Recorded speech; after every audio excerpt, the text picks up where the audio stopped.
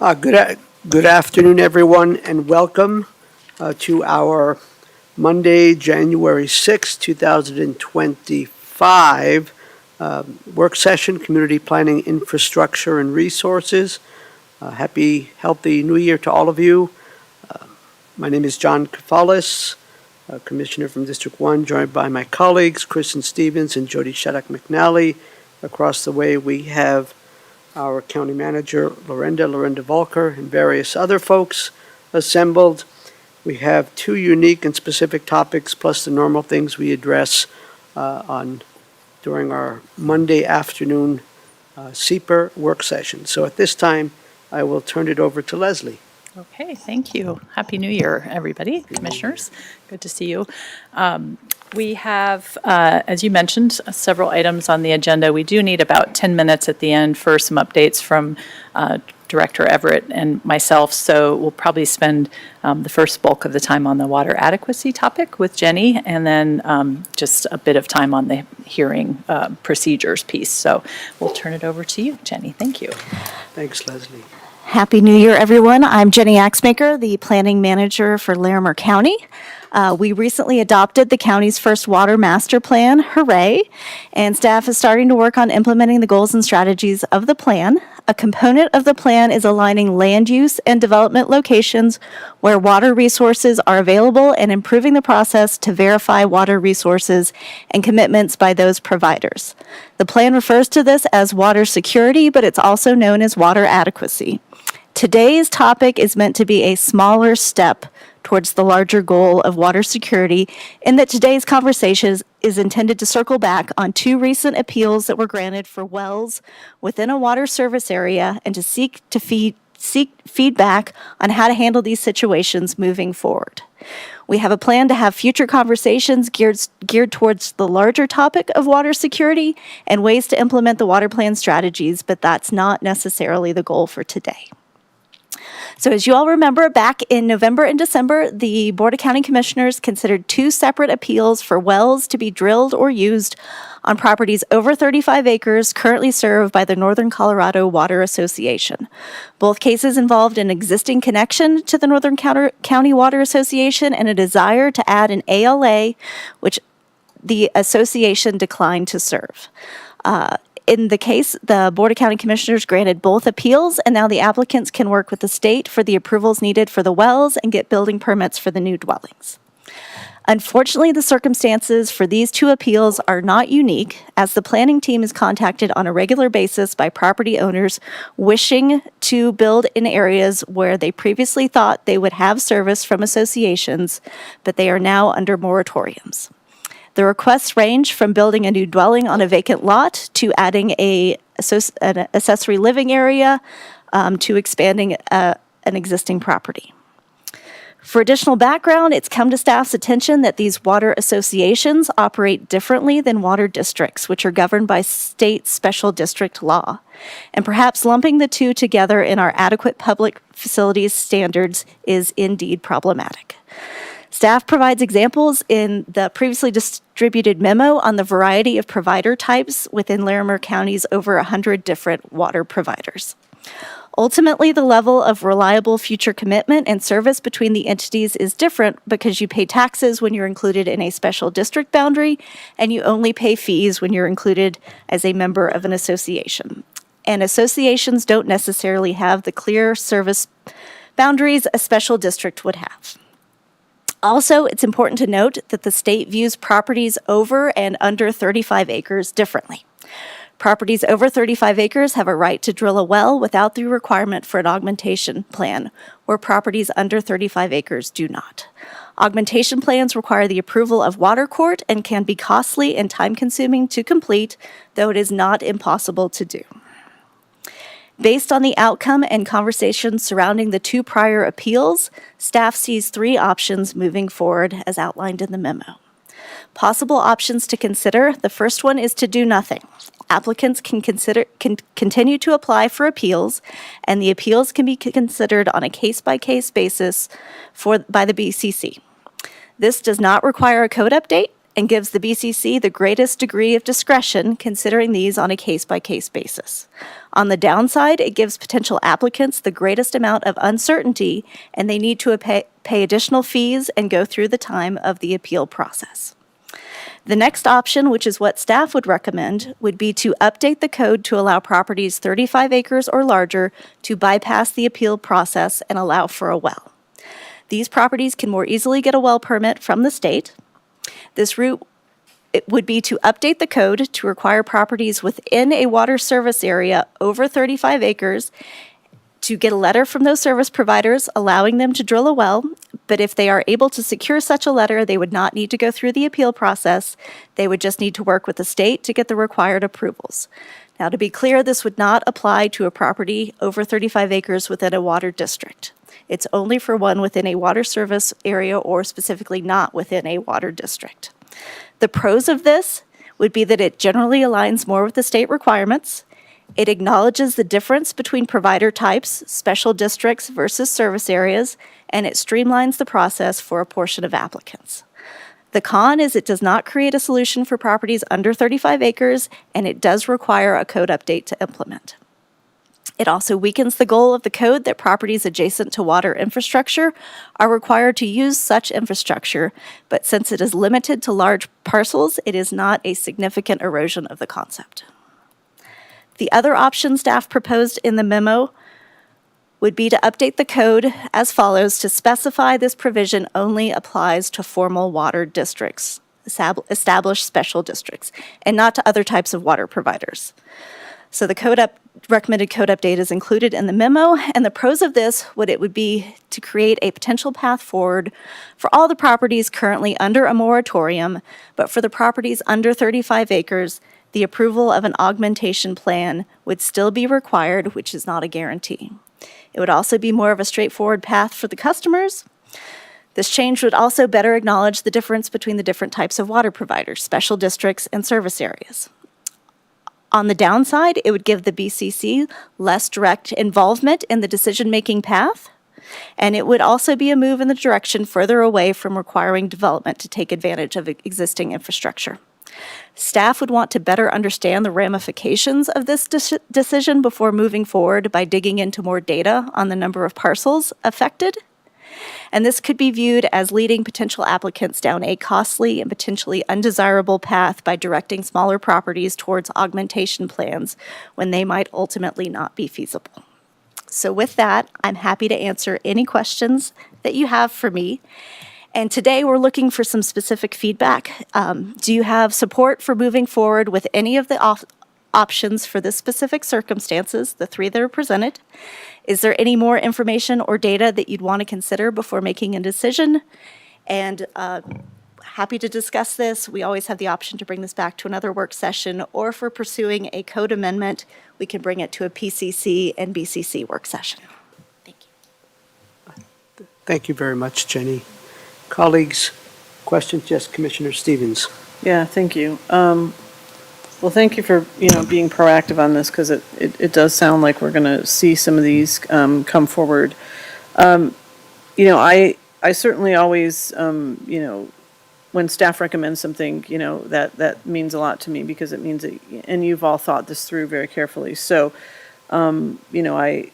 my one question would be, if we did go with number 2, which is the recommended by staff, would there still be an appeals process for smaller properties then? Yes, that would be correct. That's how that would work. Okay. But it would just, probably take some things off our plate where the state could do that work and the 35 acres would. So that might be really good for us to not have to deal with every single scenario. Is that right? That is correct. And I also spoke with Leah from the health department earlier, and she's supportive of option 2 as well. Once you get lower than 35 acres, there's potential issues with the service and the septic. And so the health department would want to look into those further, but the over 35 acres, they are comfortable with. Okay, that's good. That's also good to know too, because that makes sense that we would want to have appeals. It would be nice to understand the scope of it, I guess, for me. And I know that you've briefly kind of touched on that, but are there are there a lot of people that we would still see under 35 acres? And then, because I mean, obviously we're very sympathetic towards people who maybe bought something and thought one thing and then, and I guess there is a buyer beware kind of situation. On the other hand, I mean, could be, economically crippling to people also. And so, wanting to take both sides into consideration, do you feel like that there's a lot of appeals we would still see even by implementing number 2? We've been contacted from property owners with both above 35 and above and below. Right now, I can think of at least 2 property owners who are 35 and below who are waiting on the outcome of this discussion to decide if they want to move forward or not. We do have, I can think of at least one subdivision that was platted within the Northern Colorado Water District that's not fully developed, that is all under 35 acres. But I don't know that the under 35 acres is by far the majority. And is there an awareness of like the subdivision that this is it's one thing to have 1 or 2. It's quite another thing. I mean, how big is the subdivision? I mean, we're talking like 12. Yeah, it's not a significant subdivision, but it might be a dozen properties. And then do we not go forward and sort of allow subdivisions when we know there's no water? I mean, I'm assuming that answer is yes, but. We do not, at this point, we are not encouraging people to move forward with a subdivision within the Northern Colorado Water Association because they can't confirm that they have water availability. Yeah, and I think that the situation that is occurring right now is at one time Northern Colorado Water Association said that they could serve that subdivision, and then as it took time for that subdivision to get completed or build out, they recognized they no longer had enough water to honor that commitment and are no longer able to serve, but their lots were created, people bought them, and now are unable to build homes on them because they can't get the water service. So I think that particular subdivision is in a really tough situation, but it's fairly unique, I think, to that subdivision. We haven't been out approving subdivisions without verification that there's adequate water supply, but there is the potential for this type of situation to happen if the water provider determines they're no longer able to serve. And I guess to just add a little bit more detail with that specific subdivision, property owners had the ability to purchase a tap at the time that they purchased the lot. It was those property owners that didn't go ahead and make that purchase at that time that are now facing the inability to get a tap with the moratorium. Thanks for explaining that. Yeah, I mean, I would be supportive of 2 and seeing the smaller properties as a case-by-case basis, knowing that it's not just the health department, piece is really important to that too. I mean, they would just have to have adequate, space to be able to allow for everything. Thank you. Commissioner Shattuck McNally. Thank you, Mr. Chair. I appreciate all the work that you've done on this. And I know when we were at the Sonoran Water Institute and other conversations we've had, we knew it was coming. All of a sudden, it's already here. It's already passed here. As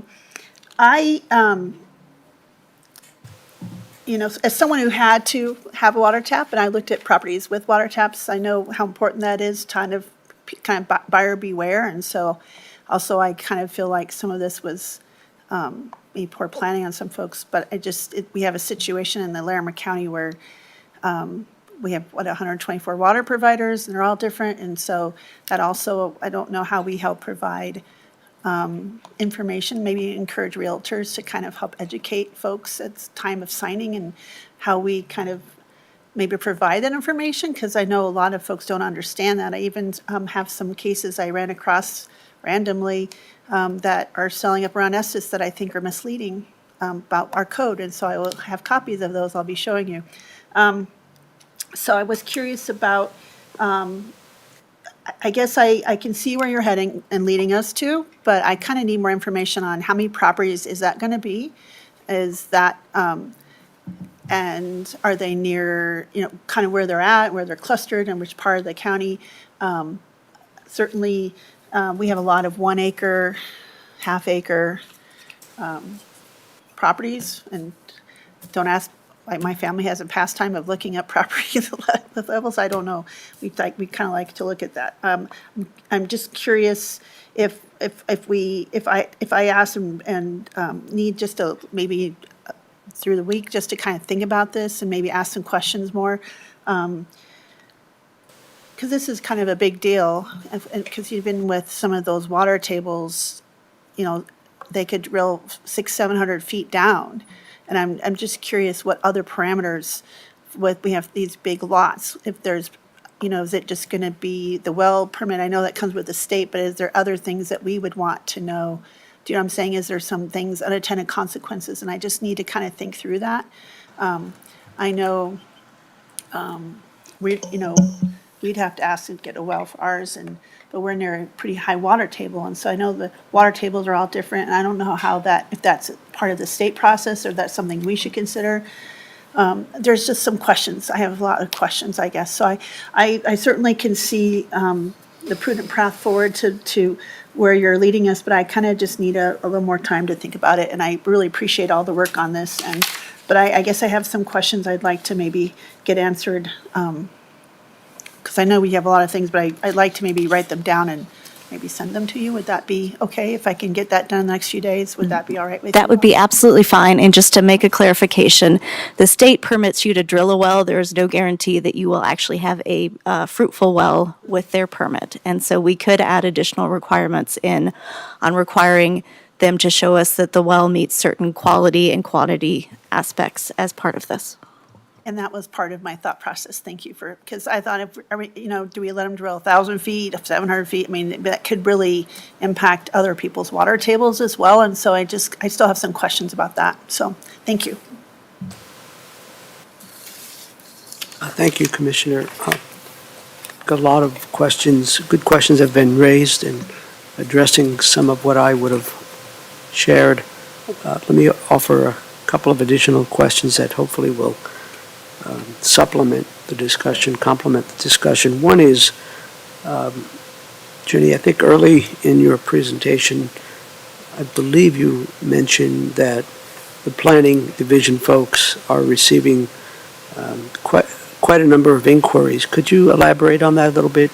It sounds like a number of inquiries per month. What are we talking about as far as this kind of issue, this issue?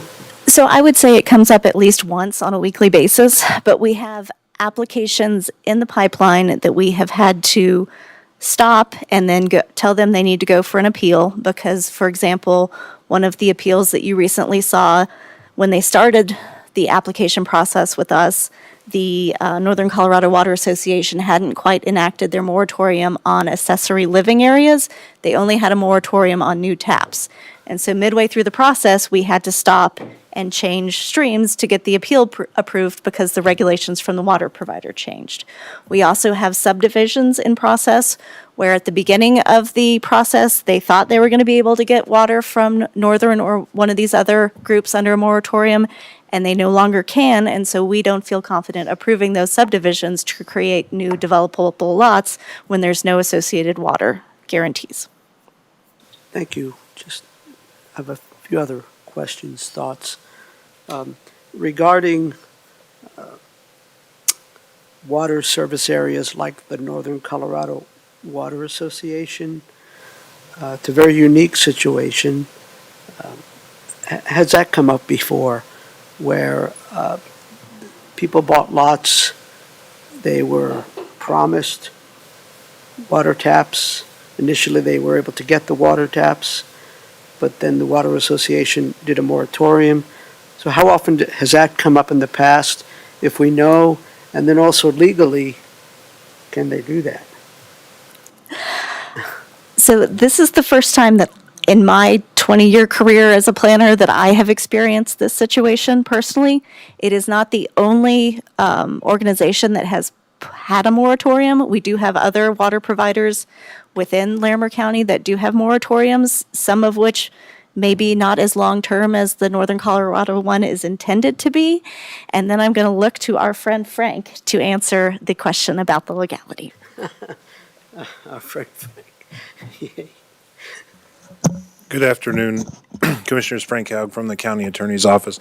I think there to my knowledge, there's some ongoing discussion about whether they can legally do this or not, because it does put these people who bought a lot and thought they were getting water in a position where there's been a real devaluation in their property. That's not something we would get mixed up in because it doesn't really have to do with our issue. The sort of two main pieces are there's the state requirements. The state, if you have under 35, you have to go through sort of a separate process to get water, and that's all through the state. What we've got to figure out is what do we want to do in a long-term planning standpoint? And it's subdivisions, but there's lots of one-off under 35 acre lots all over the county that are old and have been there forever or whatever. And, I think ultimately part of what they're getting at is making sure there's adequate water supply. So, anyway. Yeah. Colleagues, is it all right if I continue a little bit more here? And then when you're done, I just have one other quick question for Frank, if I might, Mr. Chair. But sure. go ahead, and then I'll come after you. Thank you. And Frank, stay there. Please. Of course. So I think, based on what I think Rebecca said earlier, and all of you, and then Frank's comments, if it's a lot that is greater than 35 acres, then one approach would be to not have those properties go through the appeal process, and then they could get a well permit from the State Division of Water Resources. But the State Division of Water Resources does not require a demonstration of water quantity and water quality, which gets back to, I think, some of what the commissioner over here was saying. They don't require that? How does that work? Not if you're over 35 acres. If you're over 35 acres, according to the state, you're allowed to get, they think 35 acres is big enough that you're not going to affect the water table. So they don't have to get an augmentation plan or anything like that? No. If you're That's under correct. 35 acres, you do have to secure Sometimes. So sometimes. it's sort of convoluted, but the short version is that if you're under 35 acres, you either have to get a water augmentation plan, or you can be declared what's called an exempt well, meaning you're exempt from having to get an augmentation plan. But they don't like those typically because you have to sort of either have had it for a long time or be able to prove some stuff. And so under 35 acres, it's nearly impossible to get a well unless you've been there for a really long time. Jenny, did you want to add anything?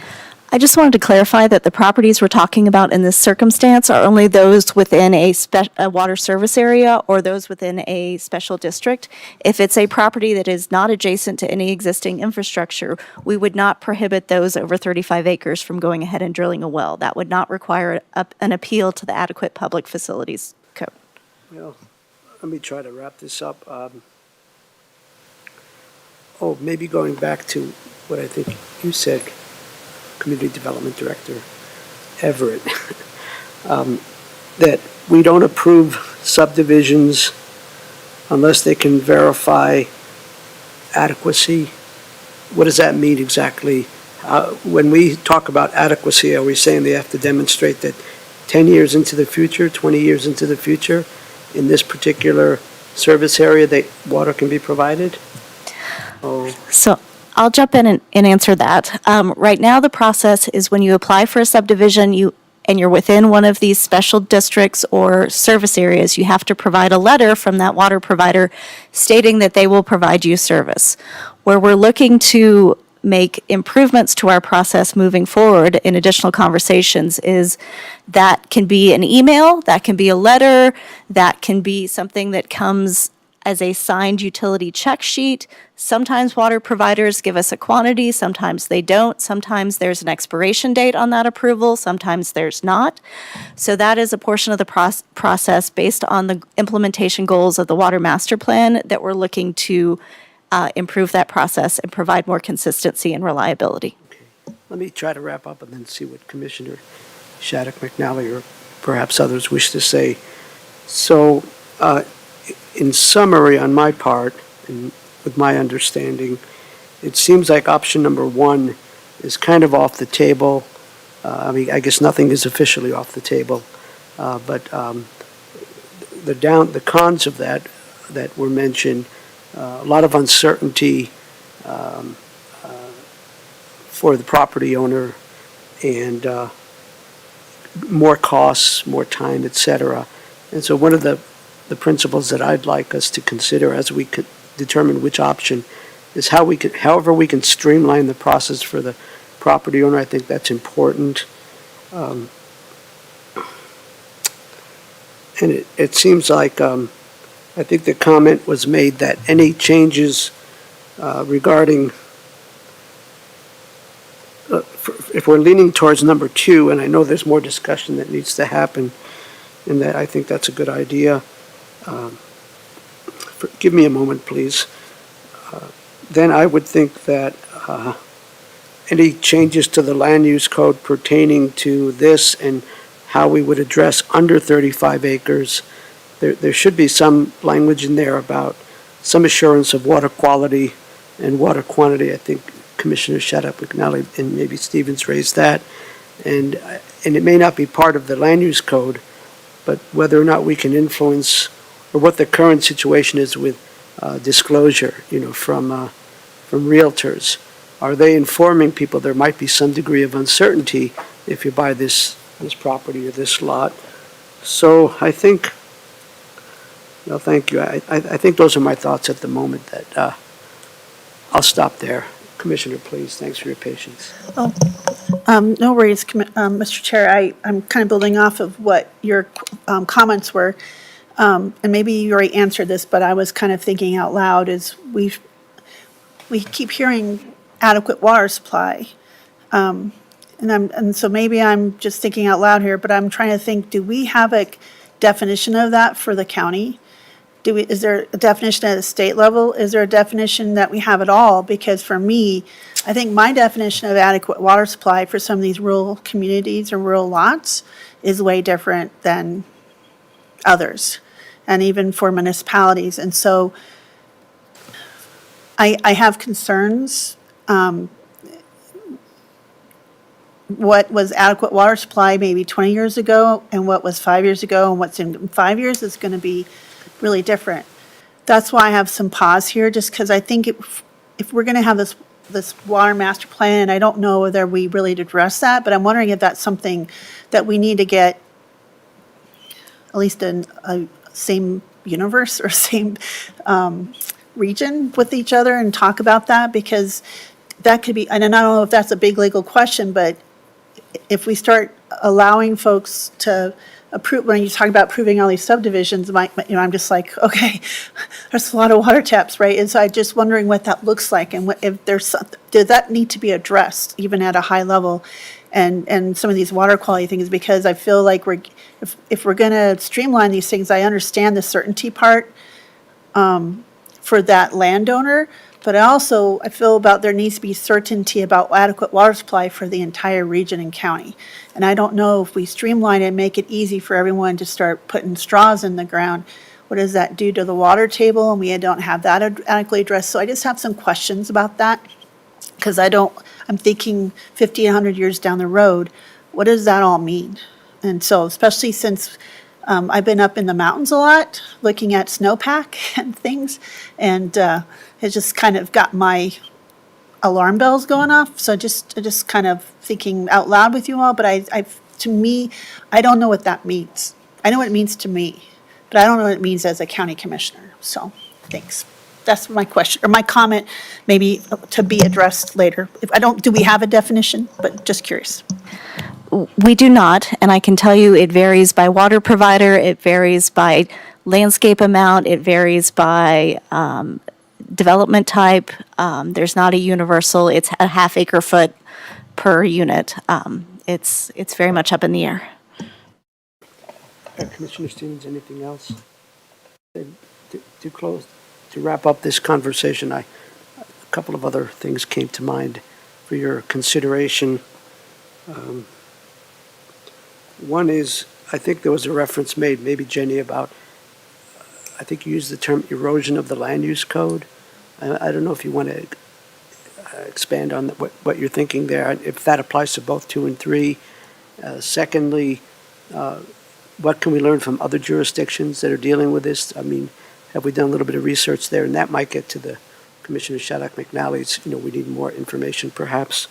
And then number 3, based on all this discussion, have we given you reasonable direction, to be able to move forward? So I'm afraid I stuck 3 questions in there. So in speaking about erosion of the land use code, I think this is what we're looking at, particularly with item 2, is just an evolution in acknowledging that different water providers work differently, and we can require certain things from certain providers that it's not feasible to require from other providers, and that an association isn't a guarantee of water where a special district might be a guarantee of water. So that's how I would address your first question. Your second question is water adequacy is a topic that's statewide being explored. La Plata County has an adopted water adequacy policy that I've looked at. It does actually provide this is what we think is an adequate water supply. So that is a direction that we could move in, but that's kind of a further implementation of the water master plan as opposed to just trying to deal with these certain situations where a moratorium is in place. El Paso County is also working on water adequacy, and the city of Fort Collins did adopt water adequacy about a year and a half ago. Part of what they were trying to consider, and is something that we could explore here, is they were faced with someone who was trying to create a new water provider. So not one of the existing water providers, but create a whole new service altogether for a unique development. So it was a little bit of a different situation that prompted their water adequacy code. Thank you. So based on our conversation, do you folks feel like you have the information you sought in order to move forward with the next steps in this process? We certainly heard some great questions and requests for additional information, and so I think that's something we can work to respond to those questions or receive any other questions that come up, and plan to come back at another either Monday work session or a joint work session with Planning Commission to see if there's a specific proposal that staff might have, or to further the dialogue around this topic, or decide whether to defer this conversation to the bigger discussion of water adequacy and any code changes that might be associated with that. I think that's a decision point here, is do we proceed with one targeted code change? Do we roll it into a bigger conversation? And what do we want to accomplish in the short term, or handle things in the short term while it takes us time to work through these bigger conversations? I would offer my opinion to that question would be that we probably should look at the short term, addressing this specific issue, and then certainly how does this weave into the overall, implementation of our water master plan. And that was one of the points I wanted to make in terms of making sure that whatever decision we make aligns with, some of the principles that are outlined in that water master plan. But in light of that, we're getting contacted by folks. Seems like we ought to address this particular issue as best as we can, thoughtfully, reasonably, to accommodate that situation. Those are my thoughts, Commissioner. I guess I need more information on these folks that are you're contacting, are we talking about one specific, I know you have said this, but I kind of need to kind of talk through this. Is it one specific water provider? Is it multiple? And I understand we're trying to address this small targeted thing, but it gives me great pause right now that I want to kind of understand it a little bit more and where we're going in case we make a code change that we kind of look back and say, oh, we should probably wait and got more information first. So I just kind of, I'm not saying absolutely no, but I just need a little bit more information in a few days to kind of digest this a little bit more and think about it. It gives me great pause to think about. I understand that we're trying to help make things easier for these landowners, but I also think there's a lot of consequences for the general water. I don't know how that's going to impact the whole water supply, and I just kind of want to understand, because we're growing, we have more people, starting to build or look, and I kind of need to understand some of those things before I really kind of get behind any kind of one direction. I certainly understand, I don't want to provide more uncertainty and cost for folks, but at the same time, I want to make sure we're thinking big picture and making sure we haven't created anything that will kind of go back and said, we should have maybe took another, even just a couple more days, just for me to kind of think about this. Thanks. Thank you. Our county manager wishes to offer some questions, comments, observations. I was going to make a suggestion from a process perspective. It sounds like a little more background is needed from a few of you. I see nodding heads. You want those questions. You want to be able to have that dialogue.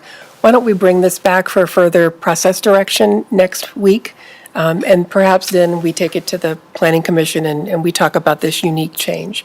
But that way, I think all of you will be comfortable with the answers you need. If you think of new things along the way, direct them toward Jenny. Are you the one who's going to receive the questions? Okay. Miranda, thank you for providing a Maybe two. specific process suggestion. And in closing, I know you took notes on this, but I also, as part of our research, it would be interesting to know, if we don't already, the disclosure aspect of this. What do realtors tell folks when they're looking to, buy property in the unincorporated? I can tell you that as soon as someone comes in the door for a pre-application meeting, it's one of the first things we tell them, and it's a big reason why a lot of projects don't move forward. Okay. Great. Good discussion. Yes, Rebecca? Thank you. I'll just say in terms of process, I think that's a great suggestion, Lauren, thank you for that. We may not have room on next Monday's agenda, but we should have room, not the following Monday because it's a holiday, but the Monday after that. So by the end of the month, we should be able to revisit this conversation at one of these Monday work sessions. Great. Thank you, colleagues. Shall we move on to the next topic? Good discussion. Thanks, Jenny. Okay, our next topic is looking at our hearing procedures for land use hearings. This is both for the Board of County Commissioners land use hearings and Planning Commission hearings. Let me figure out there we go, where we are here.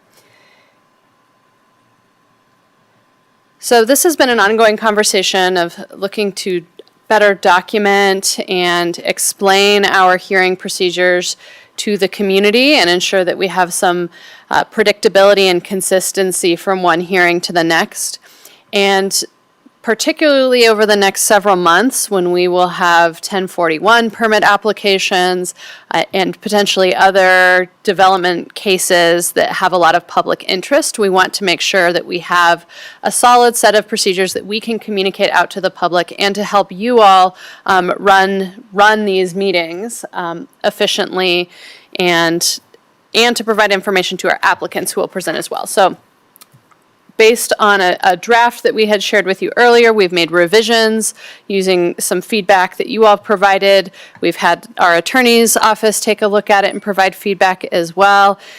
And we've checked in with the planning staff and the administrative staff that support these hearings to make sure that these procedures seem to make sense to everyone who's involved. So to share the overview here, I won't read through it, but the order of proceedings that we share matches what's in the land use code. The code outlines the order of proceedings for a hearing. We have added a note that public testimony is generally limited to 3 minutes per commenter. That an applicant presentation, we did not add a specific time limit there, but there's a note that I'll reference. And the applicant response is generally limited to 5 minutes. We wanted to use that generally language because the chair of the board always has the discretion based on the number of people commenting or the topic at hand to adjust the amount of time each individual has or the overall amount of time that public comment can consume within a hearing. So these two notes that were added here really clarify a couple key points. And the first is that discretion by the board chair to adjust the time frame for the applicant's presentation. It also clarifies that the term applicant includes any individuals that may be representing the project. So it could be the owner's representative, their attorney, their engineer, their ecologist, and anyone associated with that application is considered the applicant and is included in those general time frames. The second note down here clarifies how decisions get communicated back to the applicant, and this is really clarifying some of the language that's in the land use code about how the procedures work. And it really is noting that after the decision is made at the hearing, the planner emails the applicant and puts in writing what the decision was, and then there's a follow-up action to do the findings and resolution, have that approved at an admin matters meeting, and then that's the official documentation of the decision. So some of this is just trying to clarify some of the legal proceedings around a hearing in a comprehensive way. Maybe more relevant to our community members are the public comment procedures that let people know that there will be ways at some hearings to sign up in advance or sign up at the door to provide comment at a hearing, to recognize that both in-person and Zoom are participation options at all hearings, and to document some of those procedures around Zoom. Here again, we reference that comments will generally be limited to 3 minutes per person, but there is discretion to adjust that. Commenters are only allowed to speak one time, even if the hearing proceeds over multiple evenings. There's a note that commenters cannot pool their time. This is one where there's discretion, but our recommendation as staff is to not allow for the pooling of time because it creates some inconsistencies and logistical difficulties. And there are other ways to accomplish that by allowing someone to pass a script along in order to a subsequent commenter. One question that we have for you today relates to this bullet here around hard copy materials and sharing presentations. So currently we allow someone to show up with files or photos or things like that and distribute that out. We wanted to clarify that we need a minimum of 7 copies. That allows for the commissioners, the attorneys, the clerk to all receive those documents and get them included in the record. So we do currently allow that, and that's we want to make sure that you're comfortable continuing to allow that. And then as it relates to digital materials, really presentations, sometimes we have people who want to provide a presentation as part of their public comments. We would like to propose a deadline to receive those in advance rather than receiving those at the hearing, not because we want to screen the language people are using or censor anything in any way, but to make sure that the files work and are not corrupt and that they can be easily displayed on screen and not delay the hearing. For cybersecurity reasons, we do not want to accept flash drives from people at hearings and plug those into county equipment because that can create cybersecurity risks. And then there's a question for you related to whether you're okay with those presentations if they are submitted in advance, and then as part of that, if you would like to place any restrictions or allowances related to video. Sometimes people want to show a video during a meeting as part of a presentation, as part of their public comment. We haven't experienced this issue in Larimer County, but there are other communities who have experienced major disruptions when public commenters are presenting video material that is not either directly related to the subject matter or creates a lot of logistical challenge. So I wanted to just call attention to these areas where you do have some ability to decide whether you want to accept these materials and if those need to be submitted in advance. The last couple bullets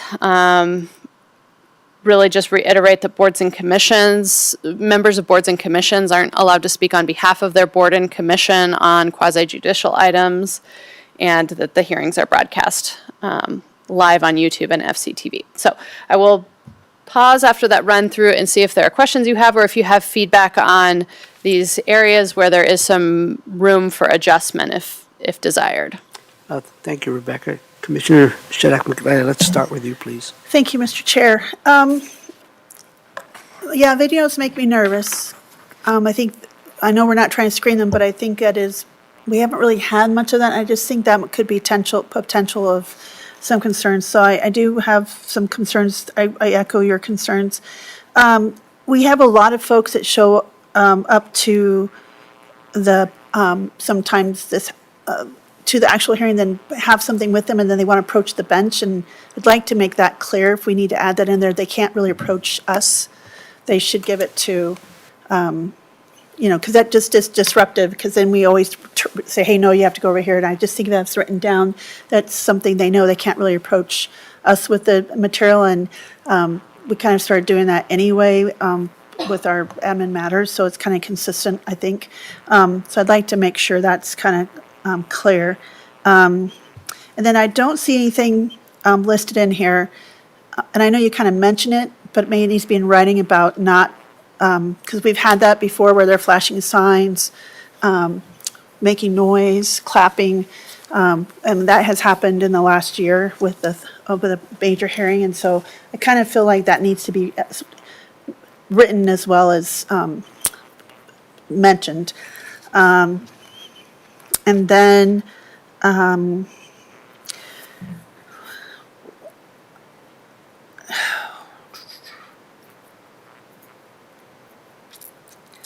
think that's all I have for right now. Thanks. Thanks. Commissioner Stevens, thoughts, questions? So first of all, I'm really glad we're doing this, because I think that's really important to sort of have that consistency and that fairness, because it is quasi-judicial. I think that piece is super important. So I'm really glad to have that. I, as likely the next chair, we'll see tomorrow, but would love to have a script. So I think that if we can, if we sort of make sure that these are accepted procedures, then a script would be good. There again, for the consistency's sake, not to forget something, or to, oh, well, we heard in that last thing, I like the idea that they would have to ask for more than the 10 minutes or more than the 5 minutes in advance, because that can be sort of, do you need more than 10 minutes? Well, everybody, if you're a talker or you're a lawyer, no offense, Frank, you probably do want more than 10 minutes, right? Because you're making your case. I mean, so you want as much time as you possibly can get. So I think really sort of making sure that, okay, it is 10 minutes. You didn't ask for extra time. It's 10 minutes is 10 minutes, and so I like some. There again, I just think this is all a fairness issue, right? I mean, if you say 10 minutes and that person gets 12 and that person gets 3.5 and that person gets, and so, well, you gave that person 2 extra sentences. Why didn't you give that to me? I just think that really making sure we run things really tightly is really important. It just prevents sort of that people coming back and saying there was some unfairness about that hearing. And then with regard to the hard copies, I agree with Commissioner Shaddock-McNally about, let's make it clear that you don't just get to run up and throw papers at us, any of us, honestly, like that there's a designated person, they can handle the papers, they need that. And then, I don't think video necessarily is needed. Can we say that we would just accept a slide presentations are welcome, but because of technology and that video is just too hard to accommodate, I think. Yes, I believe that's okay to say, and I'll look to Frank to confirm. You just can't edit it based off of content, but if you say, because it is disruptive when you're in the meeting and you got to stop everything and do everything that, you can just, as long as it's clear and it's for the basis of running a clean meeting and it's applied evenly, you could say no slideshows, no videos, no whatever you want. And you just, like you were saying, have to be consistent about it. I mean, I'm mixed on slideshows because I think that there could be the thing that they say, well, the applicant gets a slideshow, we don't get a slideshow kind of thing. So I think there, again, that consistency would be important because, I mean, what we sometimes hear is, why do they get 10 minutes and we only get 3 minutes? And I was like, well, 30 of you could get 3 minutes though. You can actually increase the amount of time if you can, if you have neighbors and stuff, right? And so,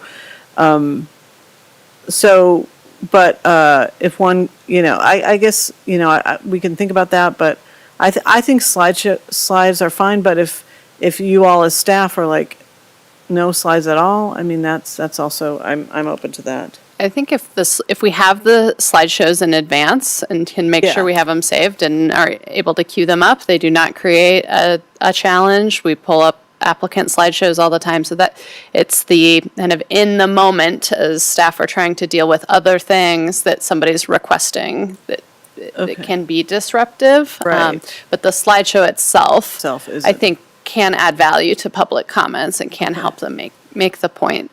I think with videos, something to also consider is whether you allow applicants to share videos or members of the public, and if you make a different distinction there or not. With an applicant presentation there, again, we are able to pre-screen it probably and, test the technology in advance, but that is something that you've seen before where an applicant wants to show a video, so that's another area where you could decide yes or no, whether that's acceptable Well, to and I you. guess I would ask Frank, do you feel like that's inconsistent if we let one have a video and one not? No, not necessarily. I don't, and the reason is, and I think this is justifiably people get frustrated, but when an applicant comes to you, they have the burden of proof. They have to prove and get over the hump, right? So it's the same thing in court. Okay. Where if you're on trial for whatever, you get the last word, right? You have the burden of proof, you get the last word, you get some more time. And so it's set up that way because they have an additional burden.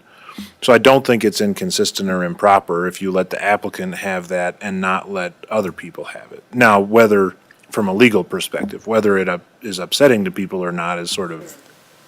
Well, thank you for explaining that, because I really, that really helps with making that decision. I think that in some cases, it's probably helpful for the applicant to have a video. I mean, especially like nowadays with like drone kind of cameras and being able to, survey a property and do that kind of thing, it could be helpful. Also, I mean, technically a person can embed a video in a slideshow, so you could probably get around that, maybe easily. So yeah, I guess, I'm fine with the prohibition for the videos for public comment. And I think it'd be great to say we have to get materials in advance and just not, because there again, that just disrupts the meeting if we have to accommodate everyone's technology. So I'm good with that. Thank you. I think we are not giving you the 10 minutes you need for community development updates, so I'll try to be as succinct as I can be, and maybe we could chat more. I think in general, if there's a discrepancy between what the applicant can do and the public can do, we really need to explain that, the rationale for that in terms that are understandable. I think perception is a lot of this. And if the applicants, as I'm reading this, they can pool their time between the lawyers and the experts. Let's say they have 15 minutes, or 20 minutes, and I understand about burden of proof. So I just think it's important that where there's a discrepancy, we really make it clear why. And on the video thing, and the same thing, if the applicant can do a video, I think there might be important to put language in there that says a video or slide presentations that are specific to the proposal, not something that's a one-off. That I think it's important to do that, because I thought we had decided recently that during public comment at administrative matters, we're not going to get into the business of screening for all the reasons, and yet here it appears that we are screening, so I'm a little bit confused about that. But I just think the takeaway that I'm offering, and I'm getting away from being succinct, is that wherever there's a discrepancy, I think we need to make it really clear why in language that is understandable. And then also, I don't know how we're going to, once we agree on this thing, how we're going to advertise it. You know, in terms of formatting, certain things we might want a boldface that really stand out to folks, because there's a lot of content here. And so we may want to give that some thought. I'll stop there. Thank you.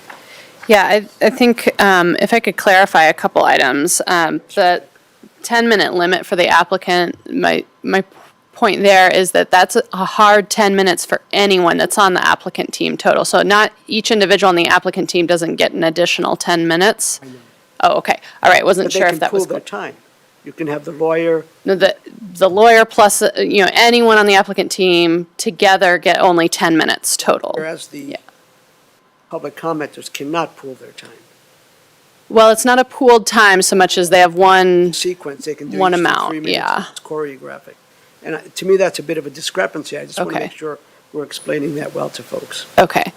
And then we're not pre-screening materials. We are receiving materials to make sure we can make sure that it shows in advance and then we can load it on the computer. But we wouldn't tell somebody, oh, that's inappropriate, you can't show that, or censoring or commenting on the content in any way. But we would make sure that nothing they've given us causes a virus or is a corrupt file or creates a kind of a difficulty in showing it. So I just want to clarify that we would not be screening content of anything that's submitted. As long as that's okay with the lawyer.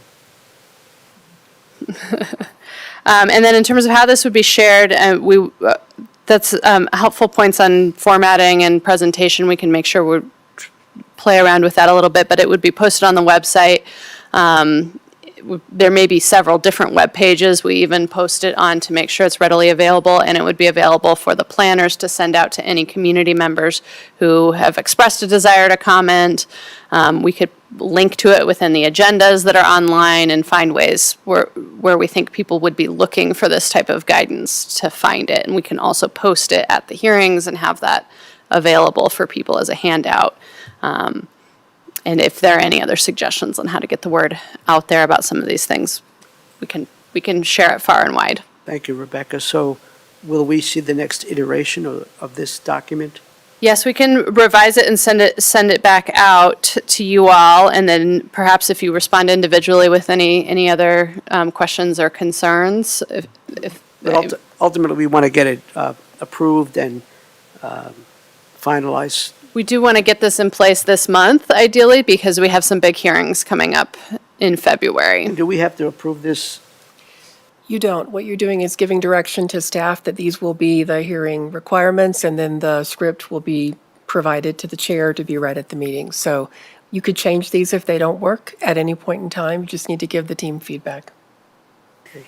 Thank you, Rebecca and great. colleagues. Thank Anything you. else, commissioners? Then I believe we can, well, let's do a quick time check. Are you folks, is everyone here able to go another 10 minutes perhaps? Are you, Commissioner? I do have a hard stop at 2:45. Okay, but you okay with 5 or 10 minutes? You, Commissioner, over there? Please proceed. Okay, we'll be brief. So I wanted to provide a couple updates on 1041 permit projects. So as of today, we have deemed 4 separate 1041 permit applications complete and ready to schedule for hearings. That doesn't mean we have a staff recommendation on those yet, or we've done a full review, but there are 4 applications that we were reviewing for completeness, and we have deemed them all complete. So those are the Platte River Power Authority permit for 5 new natural gas aeroderivative combustion turbines, the Town of Johnstown raw water line, the Halligan Reservoir expansion, which is a City of Fort Collins project, and the Bacon Lake Water Line and Sewer Interceptor project, which is a Town of Berthoud application. So all 4 of those applications have been deemed complete. We will be working on scheduling and announcing those hearings. At this point, we are not looking to schedule any special meetings. We should be able to fit everything within existing meeting dates that are already held aside for both Planning Commission and the Board of County Commissioners. We will likely be repurposing the February BCC work session to use as a Planning Commission hearing date. But otherwise, we should be able to fit these hearings within our existing kind of hearing slots. So you shouldn't see any new invites on your calendars for these. And as a reminder, the state statute tells us the timeframes for when we need to announce the hearings and then when we need to hold the hearings. And so we are working to get everything properly scheduled within those deadlines. Rebecca, very quickly, will all of these 1041 hearings be evening hearings, or perhaps some of them could be afternoon? Yeah, there will be a mix, and there may be, depending on community input, you may see some of these items on the consent rather than discussion agenda, at least to start. So